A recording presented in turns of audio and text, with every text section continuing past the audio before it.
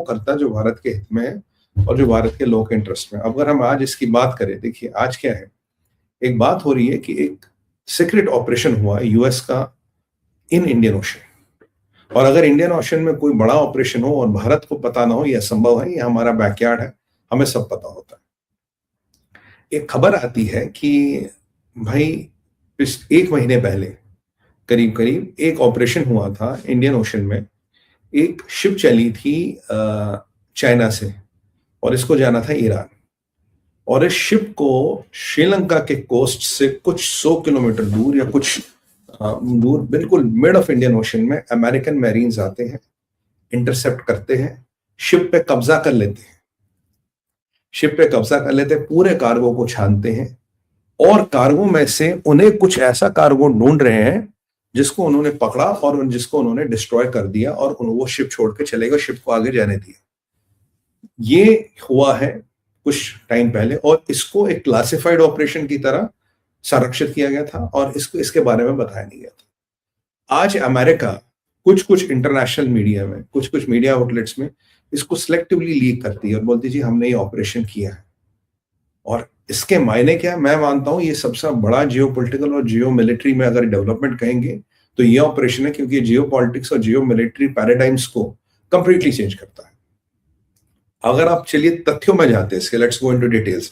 तथ्य क्या, डिटेल्स क्या? सबसे पहले मैंने आपको बताया था कि 3 दिन पहले हमारी बात हुई थी कि वेनेजुएला के किनारे पे एक टैंकर पकड़ा गया, सुपर टैंकर, और अमेरिका ने कह दी ये टैंकर हमारा, हम इसका तेल रखेंगे। और मैंने आपको कहा था, जब मैंने इसका एनालिसिस किया था, जब मैंने इसको डिकोड किया था, मैंने कहा था मोस्ट प्रोबेबली ये टैंकर ईरान का है, राइट?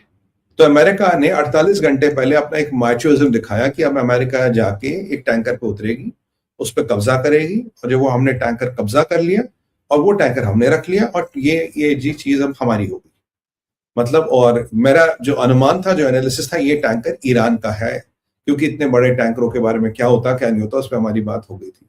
तो ये एक अमेरिका ने एक डेयरिंग ऑपरेशन करके बता दिया कि अमेरिका जाके कहीं भी ऑपरेशन करेगा, कहीं भी कुछ कर सकता है। उसके 48 घंटे बाद ये इसकी डिटेल लीक होती है, यानी कि आपने इंडियन ओशन में आके एक ऑपरेशन किया। देखिए, इंडियन ओशन में जहां ये शिप थी, ये इंटरनेशनल वाटर्स है, टेक्निकली स्पीकिंग ये इलीगल है, आप इंटरसेप्ट नहीं कर सकते इंटरनेशनल वाटर्स पे, और अगर आपने ऑपरेशन किया, ये टेक्निकली इलीगल ऑपरेशन। पर अमेरिका क्या कहना चाहता है? अमेरिका ये आपको कहना चाहता है कि अब मैं सैंक्शंस केवल कागज पे नहीं लगाऊंगा, अब मेरी जो सैंक्शंस होंगी वो जमीन पे उतरेंगी, और मेरी सैंक्शंस मैं सैंक्शंस को इंप्लीमेंट करने की भी शक्ति रखता हूं, चाहे वो कैरेबियंस के पास हो या चाहे वो इंडियन ओशन के पास हो।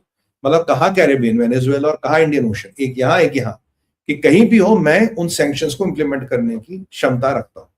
ये एक नया मिलिट्री डॉक्ट्रिन है, एक नई मिलिट्री वो है, जहां आप वॉर्स को तो इनफैक्ट काइंड ऑफ अवॉइड करते हो, पर छोटी छोटी कन्फ्रंट्रेशंस के माध्यम से काफी अपने अचीवमेंट्स को कंट्रोल करने का प्रयास करते हो। ये दूसरा ऑब्जेक्टिव। तीसरी बात है कि भाई जब ये ऑपरेशन हुआ तो शिप कहां से चली थी? शिप थी मालिक, शिप की कंपनी कौन सी थी, शिप का ओनर कौन था, तो क्लियर नहीं है, पर शिप चाइना से चली थी और जा रही थी ईरान। और चाइना से जब ईरान जा रही थी, इसमें मोस्टली ईरान की मिलिट्री का सामान था। जो मैं आपको शुरू से कह रहा था कि ईरान में जो भी सामान आता है वो मेड इन चाइना है, वो चाइना देता है। और मैं आपको तब तक कह रहा था जब तक दुनिया में चाइना नाम की चिड़िया है, दुनिया कभी शांति में नहीं बैठ सकती, दुनिया कैन नेवर बी पीसफुल। ये ईरान से जो सामान जाता था, चाइना जाता था, चाइना जा रहा था, और इसमें कन्वेंशनल मिलिट्री और कन्वेंशनल बॉम्ब मेकिंग या उसका सामान तो था ही था। और मेरा जो अनुमान है, जो मेरा एनालिसिस है, कुछ ड्यूअल यूज सामान भी था, क्योंकि काफी से ड्यूअल यूज सामान जो है चाइना से जाता है आपका, सॉरी ईरान से, चाइना से जाता है आपका ईरान, क्योंकि ये सामान जो होता है ड्यूअल यूज, ये आपको न्यूक्लियर चीजें बनाने में भी लगता है, बैलिस्टिक मिसाइल्स बनाने में भी काम आता है।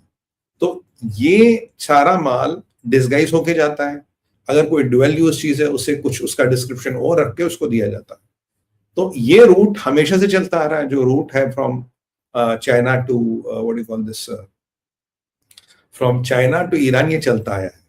इससे पहले इस पे मिलिट्री इंटरवेंशन नहीं हुआ, क्योंकि usually they take the route of high seas, और हाई सीज से चलते हैं जो इंटरनेशनल वाटर्स है। अगर इस पे मिलिट्री इंटरवेंशन हुआ है और बहुत बड़ा इंटरवेंशन हुआ है जिसको अमेरिका ने काइंड ऑफ डिक्लासिफाई किया, तो इसका मतलब अमेरिका कहीं ना कहीं ये भी बता रहा है कि ऐसे कई सारे और ऑपरेशंस भी वो कर सकता है करे हैं, कर रहा, पर उनको डिक्लासिफाई नहीं कर रहा।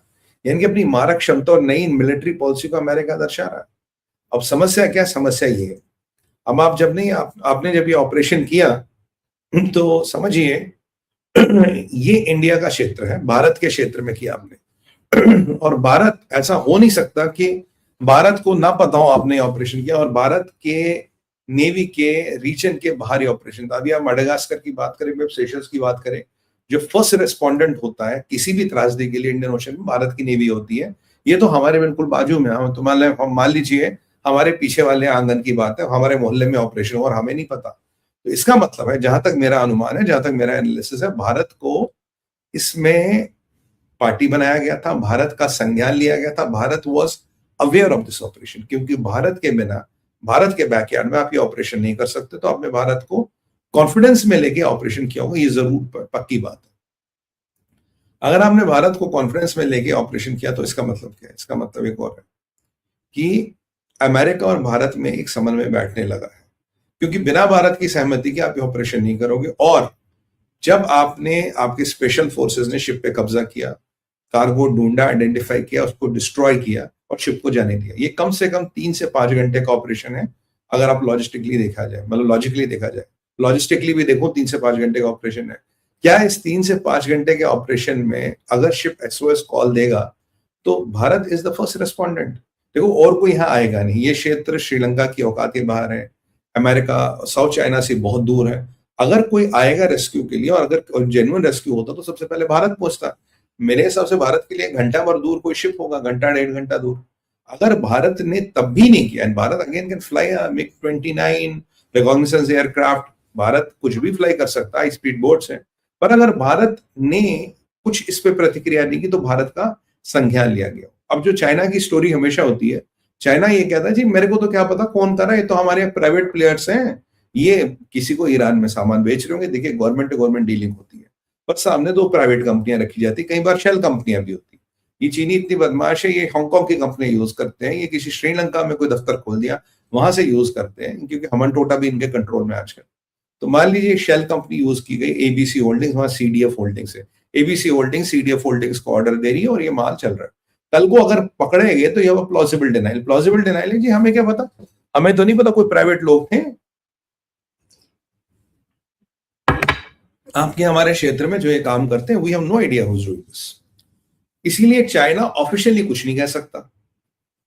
ईरान की वैसे ही वाट लगी, क्योंकि ईरान का पैसे भी टैंकर था, ये भी टैंकर था। तो अमेरिका कह रहा अगर तुम ये उल्टे सीधे हरामखोरी के काम करोगे तो अब मैं मिलिट्री इंटरवेंशन भी करूं।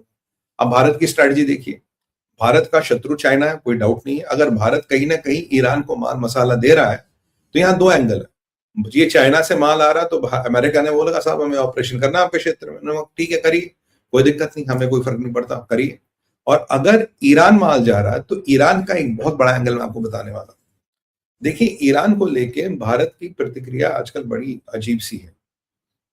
इतने इवेंट हुए, मोदी जी पजेस्कियन से मिले, मोदी जी ने पजेस्कियन से, मोहम्मद पजेस्कियन से हाथ नहीं मिलाया। अगराची से कोई इंटरेक्शन नहीं हो रहा डॉक्टर जयशंकर का, यानी कि उनका जो विदेश मंत्री है, जिसको मैं बदमाश नंबर 1 बोलता हूं। तो ये सारे अगर इंटरेक्शन नहीं हुए, पजेस्कियन का भारत का विजिट भी था, वो अचानक कैंसिल कर दिया गया कि नहीं जी हमें नहीं चाहिए। और मोदी जी का एक बार हाथ नहीं मिलाना, नमस्ते नहीं कहना, और एक बार फोटो फ्रेम में नहीं आना, जब तो दुनिया भर के लोग कहते हैं साहब फोटो लो फोटो लो, ऐसे कई सारे सम्मेलन है, कई सारे इवेंट है जहां वो मिले, बट मोदी जी ने दूरी बना के रखी। क्यों बना के रखी? मैं आपको कह रहा हूँ, दूरी बनाने का कारण ये है जो मैंने आपको कहा था, मेरे को 99.9% यकीन है जो पहलगाम में ऑपरेशन हुआ उसमें हमास हिजबुल्लाह का भी हाथ था। ये मैं आज ही नहीं, मैं शुरू से कह रहा हूँ, हाँ टीवी चैनल पे कह चुका हूँ और यूट्यूब चैनल पे कह चुका हूँ कि उसमें हमास हिजबुल्लाह का भी हाथ था। याद कीजिए, जब पाकिस्तान ऑक्यूपाइड कश्मीर से हमास आया था, वो ईरान का, उनका जो हमास का हेड है वो वहां आया था, तो ईरान ने इनको एक्सेस दिया था। और जब ये पीओके में मिले थे तो मैंने कहा था भाई कोई बड़ा कांड करेंगे ये, और 1-2 महीने हुए और बड़ा कांड हुआ। मैंने कई बार इस चीज को लेके अपनी एजेंसीज को सतर्क कराने की कोशिश की कि भाई ये कुछ बड़ा कांड प्लान कर रहे हैं, और हमास स्टाइल एग्जीक्यूशन यही होता है, हमास स्टाइल अटैक यही होता है। ये मैं शुरू से कह रहा था जब पहलगाम हुआ, मैं कहा ये जहादियों का अटैक नहीं है, ये लश्कर तैयबा जैश मोहम्मद नहीं लग रहा, इसमें बड़े खिलाड़ी हैं, क्योंकि किलिंग का स्टाइल, एम्बुश का स्टाइल ये अलग है। मैंने शुरू से कह रहा था इसमें पाकिस्तान के एसएसजी के कमांडोज या हमास हिजबुल्लाह भी इन्वॉल्व हो सकता, क्योंकि इतनी ब्रूटल किलिंग्स पॉसिबली ये हमास का ट्रेडमार्क है, हिजबुल्लाह का है पर इतना नहीं है, हमास का ये ट्रेडमार्क था। तो अब इसमें ईरान का लेना देना था। और याद कीजिए जनरल द्विवेदी साहब ने एक बात बोली थी, उन्होंने कहा था देर पांचवी छठी कंट्री भी है जो इन्वॉल्व है, उसका मैं नाम नहीं लेना चाहता। तब मेरा गेस था ईरान और कतर होंगे कंट्री जो इन्वॉल्व थे, जिनका ये नाम नहीं लेना चाहते। This is what looks to me, ये मेरा अनुमान था और ये अनुमान लगभग आप समझिए कहीं दिख रहा, क्योंकि मोदी जी का उसके बाद हम रवैया देख रहे हैं चुप। और ये कार्गो कहाँ जा रहा था? कार्गो ईरान जा रहा था। कहाँ से जा रहा था? चाइना से जा रहा था, हमारे क्षेत्र से निकल रहा था, हमने आंख बंद कर ली। और ऐसा है नहीं शिप पे जब शिप ने कॉल नहीं दिया, शिप ने कॉल दिया होगा, पर रेस्पोंडेंट कौन है? हम जाएंगे नहीं रेस्पॉन्ड करने भाई, चाइना तो यहाँ आ नहीं सकता और किसी की औकात है नहीं, ईरान तो भेजेगा नहीं नेवी को यहाँ। तो ये एक बहुत बड़ा जियो पॉलिटिकल और जियो मिलिट्री में एक बहुत बड़ा चेंज है। मैंने कहा जो आपसे डिकोड करो, इट्स नॉट अ थिंग।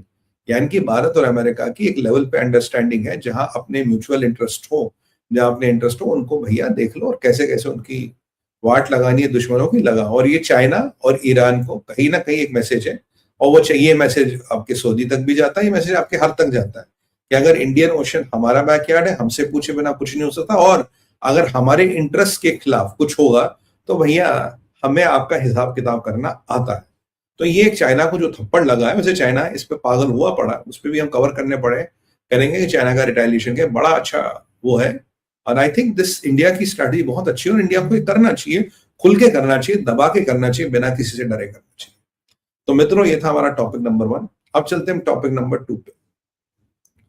अब ट्रंप का 2 बड़े लफड़े सामने। अब भाई ट्रंप न्यूज में ना हो ऐसा कैसे हो सकता है? ट्रंप के 2 बड़े लफड़े सामने आए। एक तो भाई साहब ने $2 बिलियन उठा के नेशनल सिक्योरिटी के लगा दिए इमिग्रेशन में। कहा भाई ये इमिग्रेशन में तुम